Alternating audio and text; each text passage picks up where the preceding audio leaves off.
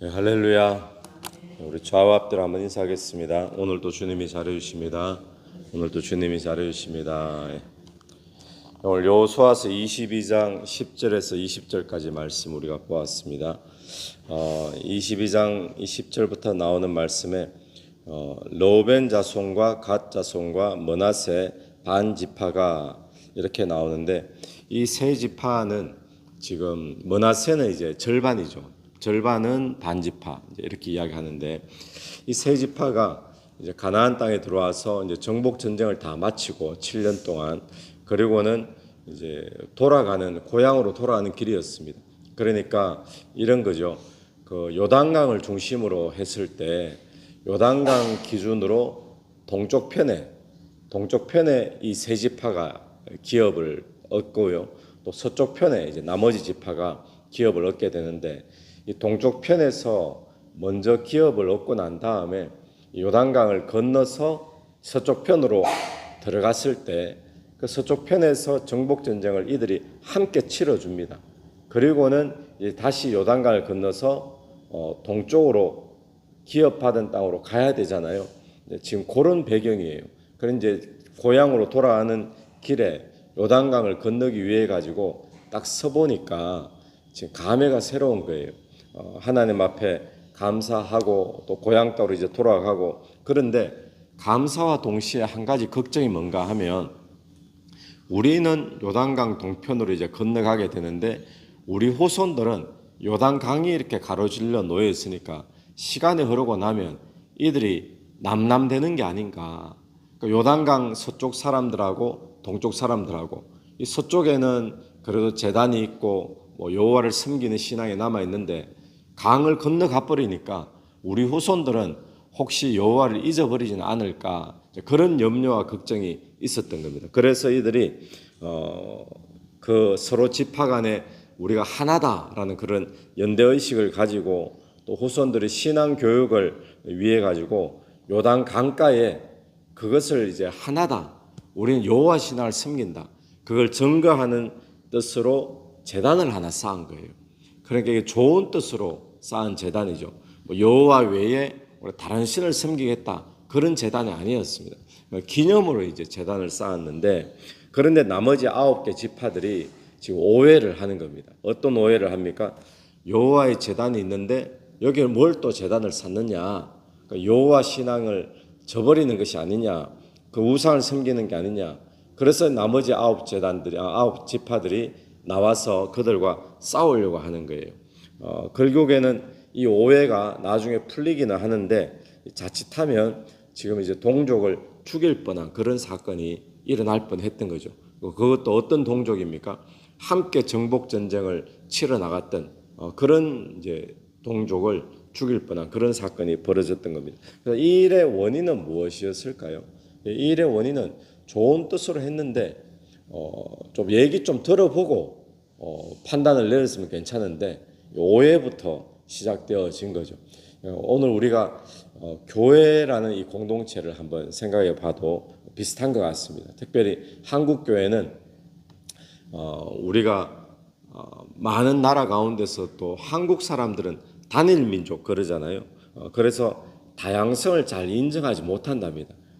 네 편 아니면 내 편, 딱딱 이렇게 분리를 시켜야 되고, 다양성을 이제 잘 받아들이지 못하는 특징이 있는데, 나와 맞지 않으면 우리가 비판하고 판단하고 정죄하는 그런 경향이 많이 있죠.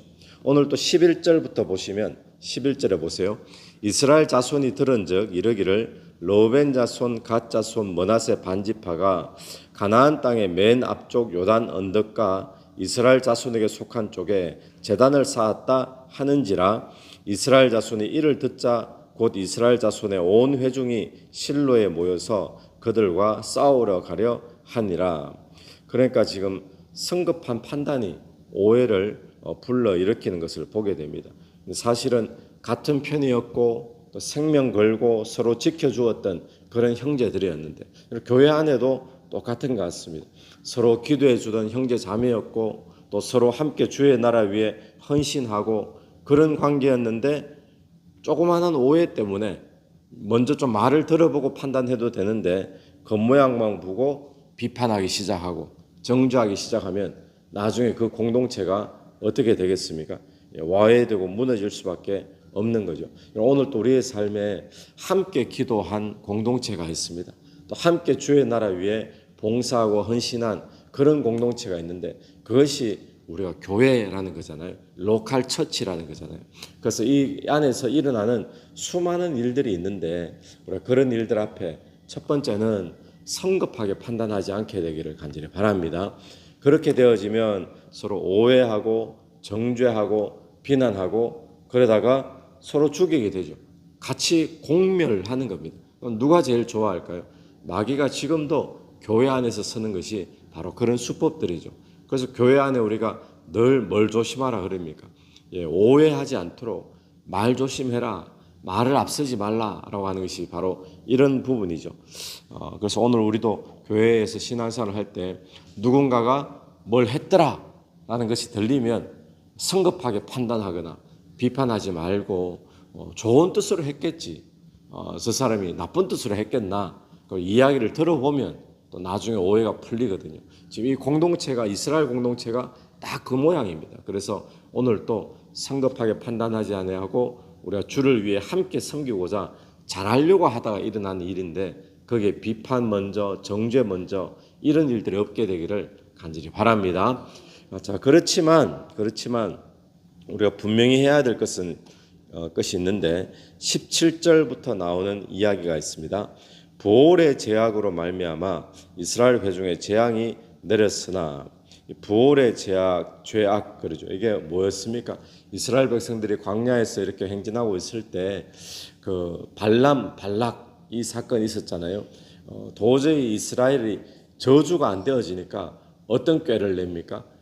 꾀를 내는 것이 모압 그 족속들이 꾀를 내는 것이 이들로 하여금 음행을 저질러서 스스로 무너지게 만들자. 그 음행 사건이죠. 그 우상 숭배하는 그런 사건으로 연결되어지는 거죠. 그런 죄를 지금 지적을 하고 있고 또 19절에 보면 여호와의 단 이외에 다른 단 쌓는 것, 이게 우상 숭배거든요. 우상 숭배의 단 쌓는 것, 이거 절대로 있어서는 안 된다는 거. 또 세 번째는 뭡니까? 20절에 보면 세라의 아들 아간 거죠. 아간의 그 문제, 그리고 욕심을 이루기 위해서 하나님을 속이고 범죄하고 불순종하는 이 문제, 이런 것들은 공동체 안에서 뽑아져 나가야 된다는 거예요. 그래서 지금 이제 조심하는 게 뭔가 하면 하나님 앞에서 공동체 속에 죄는 단호하게 우리가 잘라내야 되는데, 그런데 죄가 아닌데 오해해가지고 우리가 다른 사람을 정죄하고 비판하고 죽이고 이렇게 되어서는 안 된다는 거죠. 그래서 오늘 우리의 삶에 오해는 없어야 되고 성급한 판단은 없어야 되지만, 하지만 분명하게 우리가 선을 그어야 되는 것은 뭔가 하면 죄악에 대해서는 우리가 분명히 선을 그어야 된다. 왜냐하면 그 죄가 공동체 전체를 결국에는 망하게 만드는 것이기 때문에 그렇다라는 겁니다. 그래서 오늘 저와 여러분이 이 본문을 통해 얻을 수 있는 교훈은, 우리가 교회 안에도 수많은 어떤 행동들, 오해받을 만한 일들도 있을 텐데 거기에 대해서 함께 기도했던 공동체고 함께 봉사하고 헌신했던 자들인데, 우리가 성급하게 판단하거나 비판하거나 정죄하기보다 우리가 이야기를 들어보는 것이 중요하고, 하지만 죄는 공동체에 뿌리내지 못하도록 선을 분명히 해야 된다라는 것을 오늘 교훈으로 받는 그런 큐티 본문이 되기를 간절히 바랍니다. 같이 기도드리겠습니다. 하나님 아버지, 하늘에 감사합니다. 우리가 교회 공동체를 생각할 때 수많은 오해들이 또 교회를 무너뜨리고 또 수많은 오해들이 형제자매를 시험에 빠뜨리는 것을 우리가 보게 됩니다. 오늘 또 우리의 성급한 판단, 또 오해가 서로 정죄하고 비난하고 서로 죽이는 그런 결과를 낳지 않도록 오늘도 서로가 서로를 돌아보며 또 이해하며 또 먼저 대화를 나누며 그렇게 공동체를 세워나갈 수 있도록 인도해 주시옵소서. 하지만 이 공동체 속에 하나님이 싫어하시는 죄가 뿌리내리지 않기를 원합니다. 이 죄로 말미암아 공동체가 무너진다는 사실을 늘 경계하며 죄에 대해서는 단호할 수 있는 그런 공동체가 되게 도와주시옵소서. 이 새벽에도 기도하며 나갈 때 기도 속에 성령께서 역사해 주시기를 원하오며 예수님 이름으로 기도드립니다. 아멘. 오늘 예수 이름으로 승리하시는 하루 되길 바랍니다.